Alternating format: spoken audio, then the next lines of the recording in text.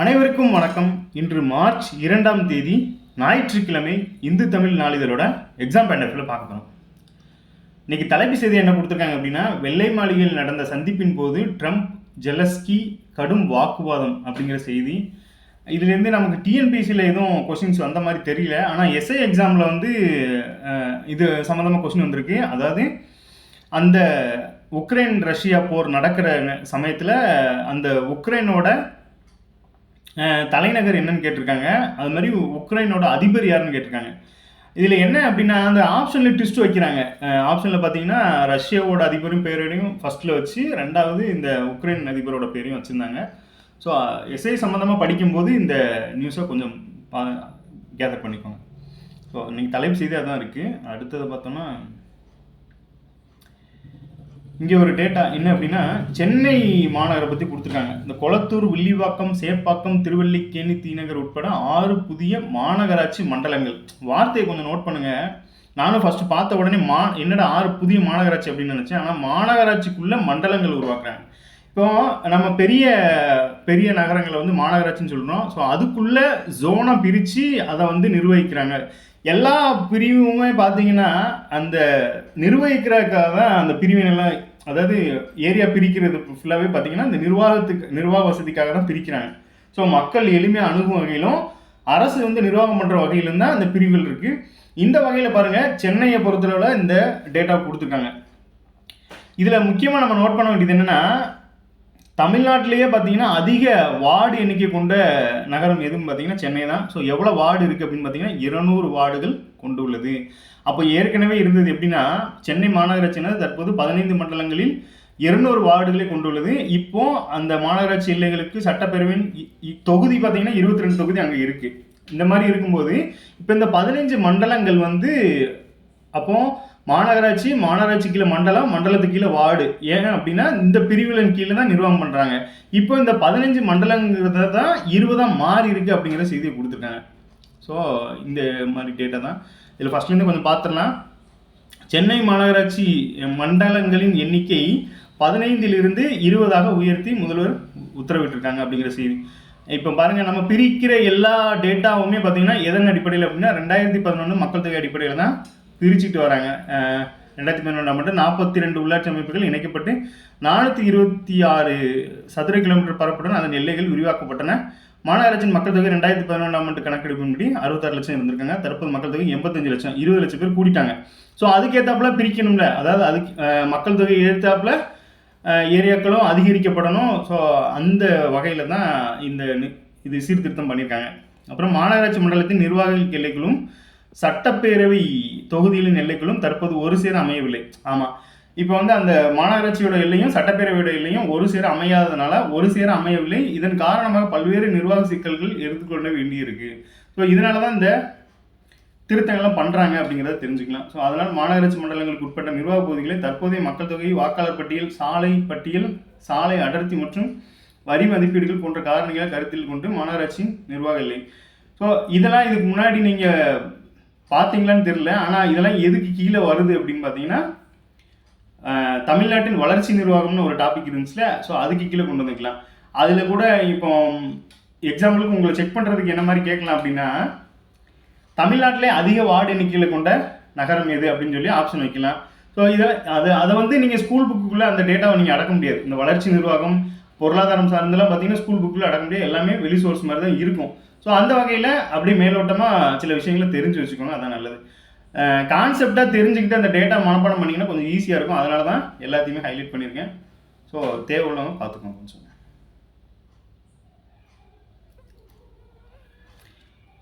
அடுத்ததாக பாருங்கள், இந்த மெட்ரோ 2ஆம் கட்ட மெட்ரோ திட்டம் பற்றி ஒரு நியூஸ் கொடுத்துருக்காங்க. இப்போ இந்த மெட்ரோவை பொறுத்தளவில் மெட்ரோங்கிறது பார்த்திங்கன்னா ஒரு முக்கியமான சிட்டிஸில் மட்டுமே இருக்கக்கூடியது. அது நம்ம ஸ்கூல் புக்கு டேட்டா படி பார்த்தீங்கன்னா எப்படி கொடுத்துருப்பாங்கன்னா, முதல்ல எங்கே தொடங்கினாங்க, ஆரம்பத்தில் எத்தனை மண்டலங்களில் இருந்துச்சு, இப்போ தற்போது எத்தனை மண்டலங்களில் இருந்துச்சு அப்படிங்கிற டேட்டாவை எந்த வருஷம் புக்கு பிரிண்ட் பண்ணாங்களோ அதுக்கு முந்தின கரண்ட் டேட்டா படி பண்ணியிருப்பாங்க. இப்போ நம்ம சென்னையில் பார்த்தீங்கன்னா 2ஆம் கட்ட, அதாவது பேஸ் 2 அப்படின்னு சொல்லுவாங்க. ஸோ பேஸ் 2 மெட்ரோ ரயில் திட்டம் ஓடிட்டுருக்கு. ஏற்கனவே பேஸ் 1ல் 2 வழித்தடங்களில் போயிட்டுருக்கு. இப்போ 2வது கட்ட மெட்ரோ ரயிலில் 3 நாளும் போயிட்டுருக்கு. இப்போ உங்களுக்கு ஒரு கொஸ்டின் என்ன அப்படின்னா, ஃபஸ்ட்டு நம்ம தமிழ்நாட்டில் எப்போ வந்து இந்த மெட்ரோ ப்ராஜெக்ட் ஆரம்பிச்சாங்க, இல்லை அது வந்து எப்போ நடைமுறைக்கு வந்துச்சு அப்படிங்கிற மாதிரி இன்ஃபர்மேஷன் உங்களுக்கு தெரிஞ்சுது அப்படின்னா கமெண்ட்ஸில் டைப் பண்ணுங்க. ஸோ இந்த மாதிரி கொஸ்டின்லாம் நீங்கள் ஓல்டு கொஸ்டின் இல்லை இருக்கா அப்படின்னு கேட்டிங்கன்னா இருந்தது. நான் ஆல்ரெடி 2 கொஸ்டினும் பார்த்துருக்கேன். ஸோ பார்த்ததுனால தான் இந்த மெட்ரோவை நோட் பண்ணுறேன். ஏன் அப்படின்னா இந்த தமிழ்நாடு வளர்ச்சி நிர்வாகத்தில் முக்கியமான ஏரியா வந்து இந்த மெட்ரோ ப்ராஜெக்ட். ஸோ அது வளர்ந்த நகரங்களில் மட்டுமே இருக்கக்கூடிய ஒரு ப்ராஜெக்ட் அப்படிங்கிறதுனால அந்த மெட்ரோ ப்ராஜெக்ட் பற்றியும் கொஞ்சம் தெரிஞ்சுக்கோங்க. பேசிக்காக ஃபஸ்ட்டு எப்போ வந்துச்சு, இந்த 2ஆம் கட்ட இது இப்போ நடந்துட்டு இருக்கு. ஸோ அந்த மாதிரி ஜஸ்ட் தெரிஞ்சுக்கலாம். நம்ம ஸ்கூல் புக் படி பார்த்தீங்கன்னா முதல்ல எங்கே ஆரம்பிச்சாங்க அப்படிங்கிறது இருக்கும். ஸோ அதையும் ஒரு டைம் ரீகால் பண்ணிக்கோங்க.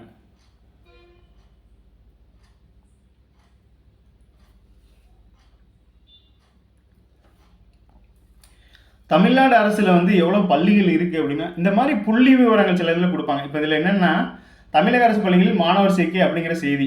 இதில் நமக்கு என்ன தேவை அப்படின்னு பார்த்தீங்கன்னா, இதே ப்ரிலிம்ஸில் கேட்க மாட்டாங்க, மெயின்ஸில் உங்கள் தேவைக்கு இந்த மாதிரி புள்ளி விவரங்களை பயன்படுத்திக்கலாம். தமிழக பள்ளிக்கல்வித்துறையின் கீழ் 37,554 அரசு பள்ளிகள் உள்ளன. இவற்றில் 50 லட்சம் மாணவ மாணவிகள் படிக்கின்றன.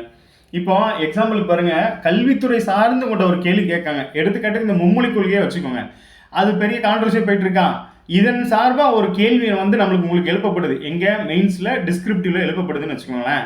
அப்போ அது சார்ந்து கொண்ட ஒரு கேள்வி கேட்கும்போது இந்த மாதிரி இந்த அரசு பள்ளிகளோட எண்ணிக்கை 37,554 மாணவ மாணவிகளின் எண்ணிக்கை 52 லட்சமும் அப்படின்னு நீங்கள் மென்ஷன் பண்ணியிருந்தீங்க அப்படின்னா அது வந்து உங்களுக்கு அந்த பாயிண்ட் வந்து வேல்யூபிள் பாயிண்டாக இருக்கும். ஸோ திருத்துறவங்களுக்கு பரவாயில்ல, இந்த அளவுக்கு அப்சர்வ் பண்ணியிருக்காங்க அப்படிங்கிற ஒரு கான்ஃபிடென்ட்டை கொடுக்கும் அப்படிங்கிறது தான் என்னோட பாயிண்ட் ஆஃப் வியூ.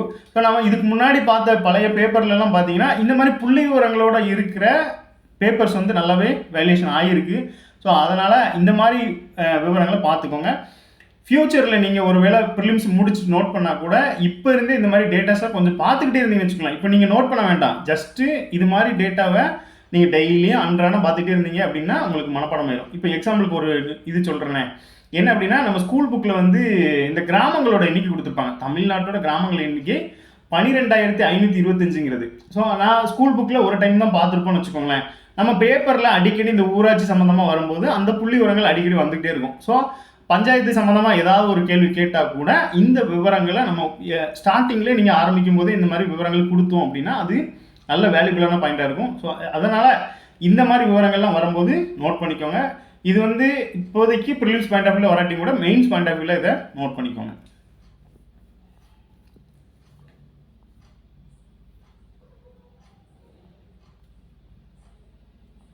இங்கே ஒருத்தரை பற்றி கொடுத்துருக்காங்க, கேள்விப்பட்டிருப்பீங்க, பேராசிரியர் தோ பரமசிவன் அப்படிங்கிறவர். இப்போ போன சிலபஸ் படி பார்த்தீங்க அப்படின்னா இவர் வந்து கொஸ்டினாகவே வந்துட்டு இருந்திருக்காரு. எப்படி அப்படின்னு பார்த்தீங்கன்னா இது எதுக்கான எக்ஸாம்பிள் பார்த்தீங்கன்னா, இப்போ பேப்பரை வந்து எல்லாருமே ஒரு குறுகிய கண்ணோட்டத்தில் பார்க்குறாங்க. என்ன அப்படின்னா பேப்பர்னாலே கரண்ட் அஃபேர் தான் அப்படின்னு சுருக்கிடுறாங்க. கரண்ட் அஃபேருங்கிறது அதிகபட்சம் 10லேருந்து 13 கொஸ்டின் வருதுன்னு வச்சுக்கோங்களேன். மீதி ஜிஎஸ் கொஸ்டினுமே இதில் எடுத்துடலாம். ஜிஎஸ்லேயே பார்த்தீங்கன்னா இந்தியன் ஹிஸ்ட்ரி மற்றும் அந்த இந்திய அரசியல், இந்திய வரலாறு மற்றும் பண்பாடு, அப்புறம் ஐஎன்எம், இதை தவிர்த்துட்டு மீதி எல்லாத்துலேயுமே கரண்ட் அஃபேர் கொடுத்துருக்காங்க. ஆனாலும் அந்த ஐஎன்எம்லையுமே பார்த்தீங்கன்னா ஒரு தலைவரோட பிறந்தநாள் வருதுன்னா அதோட ஆர்டிக்கிளும் இதில் வந்துடும். இப்போ பாருங்கள், தமிழ் டேட்டாவும் இதில் இருக்குது. அப்போது நம்ம பார்க்குற விதம் தான் கரெக்டாக இருக்கணும். இன்னொன்று சொல்கிறேன், இப்போது தமிழை பொறுத்தளவில் இந்த செய்தித்தாள் வாசிப்பு, தலையங்கம், இதில் இருந்தெல்லாம் கொஸ்டின் கேட்போம் அப்படின்னு சொல்கிறாங்க. ஏன் அதெல்லாம் வச்சுருக்காங்க?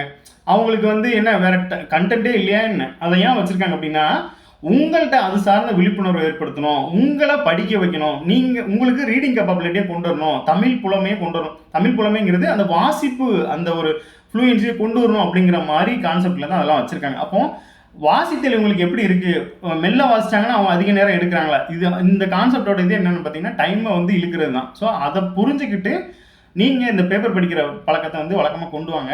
இப்போ தமிழ் சார்ந்த டேட்டா இப்போ இவங்களை எப்படி கேட்கலாம் அப்படின்னா, இவர் ஏதாவது நூல் எழுதியிருந்தார் அப்படின்னா பொருத்தமான தேர்வு செய்ய, இந்த மாதிரி கான்செப்டில் இவரை பற்றி கேட்கலாம். இவர் வந்து நம்ம பழைய புக்லேயே பார்த்தீங்கன்னா 11th 12th இருப்பார். ஸோ பேராசிரியர் தோ பரமசிவன் பற்றி தான் கொடுத்துருக்காங்க.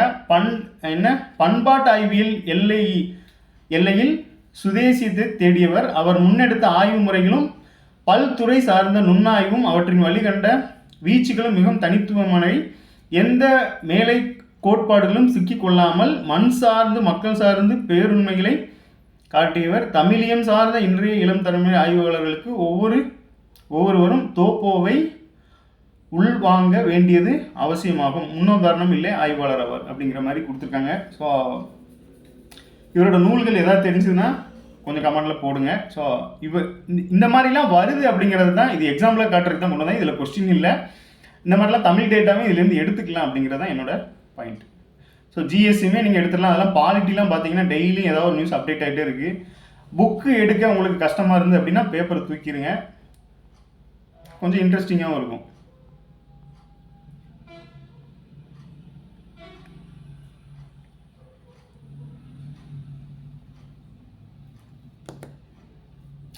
இணையம் பகுதியில் இன்றைக்கி என்ன கொடுத்துருக்காங்க அப்படின்னா, தமிழ் வளத்தையும் சிறப்பையும் தொன்மையும் அறிந்து கொள்ளும் வகையில் மொழி அறிவோம் வலையொலி செயல்பட்டு வருகிறது. பழந்தமிழ் சொற்கள் 2000 ஆண்டுகள் கடந்தும் இன்றும் மக்கள் பயன்பாட்டில் அப்படியே வழங்கப்படுகிறதா அல்லது மாறியுள்ளதா என்பது உட்பட பல்வேறு சொற்கள் குறித்தனவற்றை எளிமையாக விளக்கிறார் பேராசிரியர் சுலக்ஷனா அப்படிங்கிறத. இதில் வந்து மொழியை ஆழ்வோம் அப்படின்னு ஒரு வலைவழி பக்கம் யூடியூப் இருக்கான். அதில் வந்து இந்த தமிழ் வளத்தை பற்றி சிறப்பை பற்றி கொடுத்துருக்காங்க. இப்போ நம்ம தமிழை வந்து 100 மார்க் படிக்கிறோம். தமிழை வந்து ஏதோ அதாவது எக்ஸாம் வேலை வாங்கணும், எக்ஸாமுக்காக படிக்கிறோம் அப்படின்னு படிக்காமல் அதை கொஞ்சம் பிடிச்சி அதை உணர்ந்து படிங்க, அவ்வளோ ஹாப்பியாக இருக்கும்.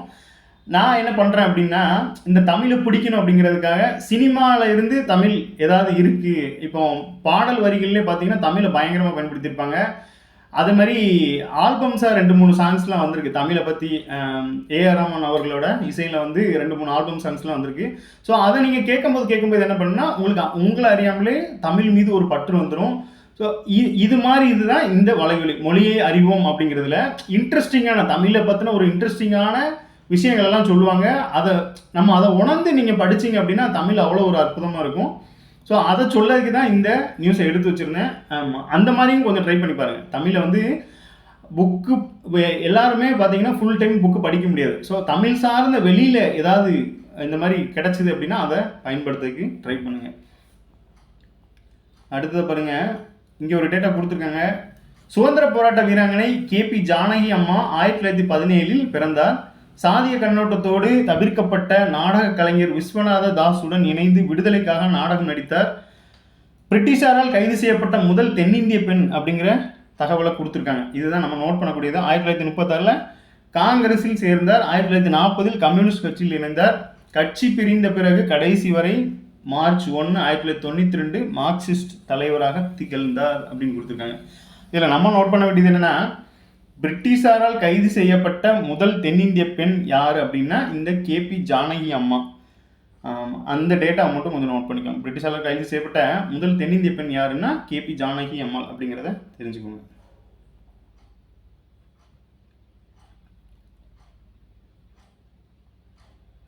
இங்கே ஒரு விருது கொடுத்துருக்காங்க, தமிழ் செம்மல் விருது அப்படின்னு கொடுத்துருக்காங்க. தமிழ் செம்மல் விருது வந்து எந்த துறை சார்ந்து அப்படின்னா தமிழ் வளர்ச்சி மற்றும் செய்தித்துறை அமைச்சகம் வந்து இந்த விருதை வழங்குறாங்க. 38 பேருக்கு கொடுத்துருக்காங்க. இந்த விருதோட நோக்கம் என்ன அப்படின்னா, அதாவது பல்வேறு முன்னெடுப்புகள் மேற்கொள்ளப்பட்டு வருகின்றன. தமிழுக்காக பல்வேறு முன்னெடுப்புகள் மேற்கொள்ளப்பட்டு வருகிறது. அந்த வகையில் அறிஞர்களின் தமிழ் பணியை கௌரவித்தும் அவர்களுக்கு ஊக்கம் அளிக்கும் விதமாகவும் அரசு இந்த விருதினை வழங்குகிறது. அப்போ இந்த விருது தமிழ் செம்மல் விருது எதுக்காக வழங்குறாங்கன்னா, இந்த தமிழ் முன்னெடுப்புக்காகவும் தமிழ் வளர்ச்சியோட முன்னெடுப்புக்காகவும் அதை செயல்படுத்துகிறவங்களுக்கு ஊக்கம் அளிக்கும் வகையிலும் இந்த விருது வழங்கப்படுது அப்படிங்கிறத தெரிஞ்சுக்கோங்க.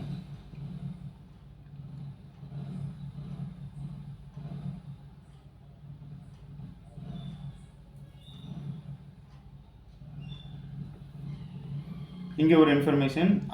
அந்த நியூஸில் வந்து சென்னை மெட்ரோ பார்த்தோமா, இந்த நியூஸில் புல்லட் ட்ரெயின் ஃபஸ்ட்டு எங்கே வர இருக்குது அப்படின்னு பார்த்தீங்கன்னா, மும்பை அகமதாபாத் இடையே புல்லட் ரயிலை இயக்குவதற்கான பணிகள் ரயில்வே அமைச்சகம் ஈடுபட்டுள்ளது.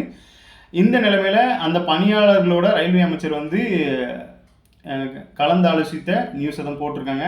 இதில் நாம் எடுத்துக்க வேண்டியது, இந்தியாவில் முதல் புல்லட் ரயில் எந்த 2 நகரங்களுக்கு இடையில் இயக்கப்படுகிறது அப்படின்னா மும்பை அகமதாபாத் அப்படிங்கிறத இதன் மூலமாக தெரிஞ்சுக்கலாம். ஸோ இதுக்கான அப்டேஷன் வந்து வந்துக்கிட்டே தான் இருக்கும். ஸோ நீங்கள் டெய்லியும் அதை ரெகுலராக வாட்ச் பண்ணிங்கனாலே போதும், அது மனப்பாடம் ஆயிடும் உங்களுக்கு, ஒன்றும் பிரச்சனை இல்லை.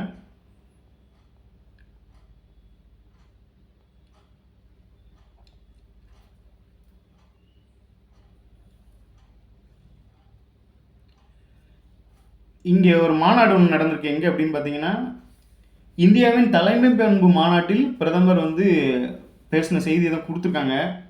இந்த மாநாடு எங்கே நடந்திருக்கு அப்படின்னு பார்த்தீங்கன்னா, டெல்லியில் உள்ள இந்த பாரத் மண்டபத்தில். சமீபத்தில் நடக்கிற எல்லா முக்கியமான பெரிய அந்த மாநாடுகள் எல்லாமே எங்கே நடந்துட்டுருக்கு அப்படின்னா, டெல்லியில் உள்ள இந்த பாரத் மண்டபத்தில் தான் நடக்கு அப்படிங்கிற காமனான விஷயத்தை தெரிஞ்சுக்கோங்க. இப்போ வந்து என்ன அப்படின்னா, உலக பொருளாதார அமைப்பு சார்பில் சுவிட்சர்லாந்தின் டாவோஸ் நகரில் ஆண்டுதோறும் மாநாடு நடத்தப்படுகிறது. என்ன மாநாடு? தொழிலாளர் சக்தியாக வளர்ந்தோம். ஓகே,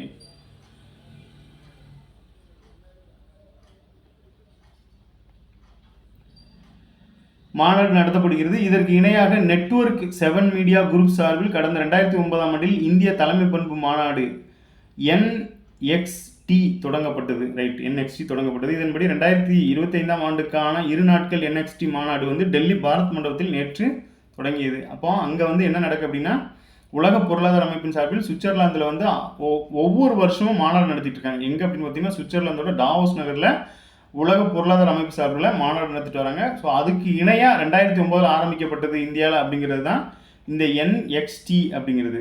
நெட்வொர்க் மீடியா சார்பில் NXT அப்படிங்கிற மாநாடு நடத்திட்டு வராங்க. ஸோ அதுதான் வந்து டெல்லி பாரத் மண்டபத்தில் நடந்துட்டுருக்கு அப்படிங்கிறது. இதில் வந்து நிறைய பழைய பிரதமர்கள்லாம் கலந்து கொண்டுட்டு இருக்காங்க. அடுத்து பாருங்கள், இது வந்து ஓல்டு கொஸ்டின். இதுதான் மெயினாக உங்களுக்கு காட்டணும்னு நினச்சேன். இது வந்து நம்ம அந்த அதாவது எக்ஸாமே நமக்கு டிஎன்பிசியில் 2 விதமாக நடந்துட்டுருக்கு. என்ன அப்படின்னா, ஒன்று மாஸ் லெவலில் எழுதுவாங்க. நிறைய பேர் எழுதுறது அந்த நிறைய பேர் எழுதுகிற எக்ஸாமில் பார்த்தீங்கன்னா கொஞ்சம் கொஸ்டின் ட்விஸ்டடாக இருக்கும். ஆனால் கம்மியான பேர் எழுதுறதுல பார்த்தீங்கன்னா கொஞ்சம் ஸ்டாண்டிக்காகவே இருக்கும். அந்த வகையில் இது ஒரு டெக்னிக்கல் எக்ஸாமில் எதில் கேட்ட மாதிரி ஞாபகம் இருக்குது. சமீபத்தில் நடைபெற்ற இந்த G20 மாநாடு எங்கே நடைபெற்றது அப்படின்னு கேட்டிருப்பாங்க.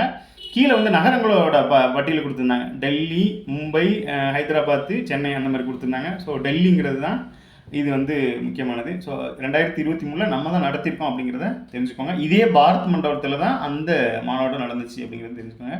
இப்போ சமீபத்தில் நடந்ததுபடி அந்த AI மாநாடை பற்றி கொஞ்சம் தெரிஞ்சுக்கோங்க. அது முக்கியமாக வரதுக்காக வாய்ப்பு இருக்குது. ஏன்னா அதில் வந்து நம்ம பிரான்ஸ் அதிபரோடு சேர்ந்து நம்ம பிரதமரும் இணையாக வந்து தலைமை தாங்கியிருக்காங்க அப்படிங்கிறது தான் அதில் குறிப்பிடத்தக்கது. இந்தியாவின் மிஷன் லைஃப் திட்டம் உலகத்துக்கு முன்மாதிரியாக அமைந்துள்ளது. இப்படி ஒரு திட்டம் இருக்குது அப்படிங்கிறது இதன் மூலமாக தெரிஞ்சுக்கலாம். இந்தியாவின் மிஷன் லைஃப் திட்டம் உலகுக்கு முன்மாதிரியாக அமைந்துள்ளது. சர்வதேச சூரிய சக்தி கூட்டணி, பேரிடர் தடுப்பு உள்கட்டமைப்புக்கான கூட்டணி இந்தியா தலைமை ஏற்றி இருக்கிறது. இங்கே பாருங்கள், 2 விஷயத்துக்கு வந்து இந்தியா தலைமை ஏற்றிருக்காங்க. எதுக்கு அப்படின்னா, சர்வதேச சூரிய சக்தி கூட்டணி, பேரிடர் தடுப்பு உள்கட்டமைப்புக்கான கூட்டணி. இது 2மே முக்கியமான ஏரியா. பேரிடர் வந்து நமக்கு சிலபஸில் அப்படியே இருக்குது. சூரிய சக்திங்கிறது க்ரீன் எனர்ஜி. அதாவது சமீபத்தில் இந்த காற்றாலை சூரிய சக்திக்கு எல்லாமே இந்தியன் கவர்மெண்ட் வந்து ரொம்ப முக்கியத்துவம் கொடுத்துட்டு வராங்க. அது சம்மந்தமாக நம்ம கேள்விகள்லாம் நிறைய வந்துட்டு இருக்கு. ஸோ இந்த 2க்கும் இப்போ வந்து உலகுக்கே இந்தியா வந்து தலைமை ஏற்றிருக்காங்க அப்படிங்கிற செய்தி அதன் மூலமாக சொல்ல வராங்க நமக்கு. அதையும் தெரிஞ்சுக்கலாம். ரைட்டு. ஸோ இந்த மாதிரி முக்கியமான நியூஸை மட்டும் இதில் பார்த்துருக்கேன். நீங்கள் ஒருக்கா எடுத்து பார்த்துக்கோங்க. அடுத்து பாருங்கள், இந்த ஒரு இன்ஃபர்மேஷன். 2023ஆம் ஆண்டு அக்டோபர் 1 தேதிக்கு பிறகு பிறந்தவர்கள் பாஸ்போர்ட் உணத்துடன் பிறப்பு சான்று. நம்மளுக்கு ஒரு ஆக்ட் இருக்குது. நீங்கள் உங்களோட பெர்த் சர்டிஃபிகேட் எடுத்து பார்த்தீங்கன்னா தெரியும். பிறப்பு மற்றும் இறப்பு பதிவு சட்டம் அப்படின்னு ஒரு 1969 கொடுத்துருப்பாங்க. அதோட திருத்த சட்டம் தான் இந்த 2023 நாடாளுமன்றத்தில் நிறைவேற்றப்பட்டது அப்படிங்கிறத சொல்லியிருக்காங்க. ஸோ அதில் ஒரு இன்ஃபர்மேஷன் கொடுத்துருங்க. திருத்த சட்டத்தில் ஏதாவது ஒரு இன்ஃபர்மேஷன் ஆட் பண்ணிட்டே தான் இருப்பாங்க. ஆனால் அதுக்கான மூல சட்டம்ங்கிறது அந்த 1969 அப்படிங்கிறது தான். எடுத்துக்காட்டுக்கு நீங்கள் பெர்த் சர்டிஃபிகேட் ஏதாவது இருந்துச்சு, பெர்த் டெத்து சர்டிஃபிகேட் இருந்துச்சு அப்படின்னா அதில் மேலே பார்த்தீங்கன்னா கோட் பண்ணியிருப்பாங்க. ஸோ அப்போ ஒரு சட்டம் ஆல்ரெடி இருக்குது, அதை திருத்தம் பண்ணும்போது அந்த திருத்த சட்டங்கிறது உருவாகுது அப்படிங்கிறத இதன் மூலமாக தெரிஞ்சுக்கலாம். இதுதான் அந்த மாநாட்டோட புகைப்படம். என்ன அப்படின்னா, டெல்லி பாரத் மண்டபத்தில் நேற்று நடைபெற்ற இந்திய தலைமை பண்பு மாநாடு. இந்திய தலைமை பண்பு மாநாடு எங்கே நடந்துச்சுன்னா டெல்லி பாரத் மண்டபம் அப்படிங்கிறத நான் வச்சுக்கோங்க. அவ்வளோதான் இன்னைக்கு செய்திகள். அவ்வளோதான். மீண்டும் நாளை சந்திப்போம். நன்றி.